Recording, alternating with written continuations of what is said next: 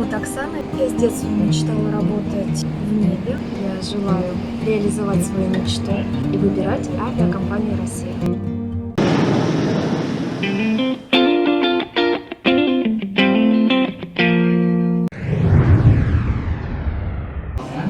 Друзья, всем привет, с вами Михаил, и сегодня на моем канале третий выпуск интервью с бортпроводником. Сегодня у нас в гостях старший бортпроводник авиакомпании «Россия», ее зовут Оксана. Добрый вечер. Меня зовут Оксана, и я старший бортпроводник экипажа авиакомпании «Россия». Оксана, как вы решили связать свою жизнь с авиацией? Я с детства мечтала работать в небе, и в 2008 году я впервые попробовала устроиться в одну из турецких авиакомпаний бортпроводником. Я прошла собеседование, но по некоторым причинам я решила отложить на некоторое время свою попытку связать жизнь с авиацией. И в 2012 году я прошла собеседование в авиакомпанию «Аэрофлот», прошла медкомиссию, меня приняли, и, получается, с того момента я работаю бортпроводником. В авиакомпанию «Россию» я перешла через примерно 4 года, и теперь по сей день работаю здесь. Приветствую вас на борту самолета Сухой Суперджет-100. Наш рейс сегодня выполняется по маршруту Архангельск, Санкт-Петербург, аэропорт Пулково. Время пути составит 1 час 10 минут. Как устроиться бортпроводником в авиакомпанию «Россия»?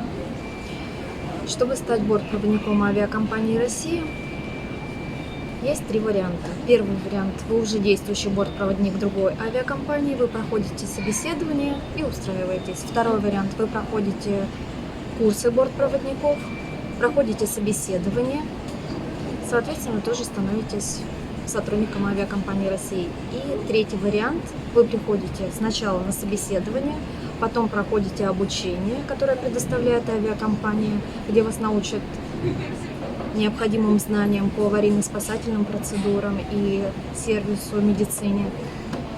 Проходите, сдаете экзамены и летаете стажерские часы и становитесь сотрудником авиакомпании «Россия». Дамы и господа, меня зовут Оксана, я старший бортпроводник экипажа. Приветствую вас на борту самолета авиакомпании «Россия», который назван в честь города Муром. Приоритетом нашей компании является ваша безопасность и комфорт. Я и мои коллеги сделаем все возможное, чтобы сегодняшний полет был приятным для вас. Мы благодарим участников полетных уровней программы «Аэрофлот Бонус» и программы лояльности Альянс Скатим за постоянство выбора авиакомпании группы «Аэрофлот».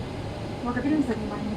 Оксана, расскажите, как вы проходили обучение на должность бортпроводника? Обучение я проходила в Москве на базе школы Аэрофлота, которая состояла из нескольких этапов. Основные – это аварийно-спасательные процедуры, медицина, иностранный язык, сервис и так далее. На медицине мы изучали, как можно принять роды на борту, как реанимировать человека и оказать ему доврачебную медицинскую помощь, как можно сделать перевязку при переломах, как открытых, так и закрытых. И просто, если распознать у пассажира какие-то заболевания, которые требуют немедленной посадки самолета.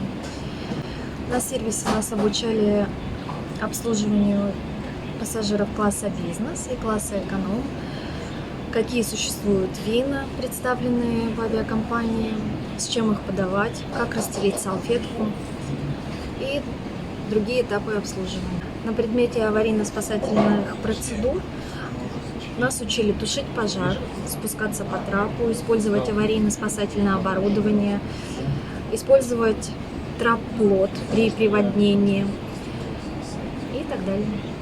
Какие требования предъявляются к внешнему виду бортпроводника авиакомпании «Россия»? Внешность бортпроводника должна быть безупречной. Волосы должны быть убраны назад в пучок. Маникюр должен быть красного цвета, либо пастельного. Платочек должен быть завязан с левой стороны. Макияж дневной. Что касается формы, то существует летняя и зимняя форма. В летний комплект входит платье, рубашка с коротким рукавом, юбка и брюки. Что касается зимней одежды, то это трикотажная жилетка, рубашка с длинным рукавом, джемпер, брюки и юбка. Также у бортпроводников, у девушек пилотки, а у молодых людей фуражки. Оксана, вы базируетесь в Санкт-Петербурге. По каким направлениям вы летаете из этого города? Мы выполняем внутренние рейсы и международные. Если говорить о России, то такие рейсы, как Красноярск, Москва, Нижний Новгород, Симферополь, Анапа и другие города. В европейских направлениях мы сейчас выполняем рейсы в Германию, Францию, Италию и другие. Расскажите о каком-нибудь интересном рейсе, который вам особенно запомнился. Это был рейс 1 июля 2018 года, когда проходил чемпионат мира по футболу. Россия играла с Испанией, и это была третья встреча стадии 1/8 финала. Для сборной России это был первый матч плей-офф чемпионата мира.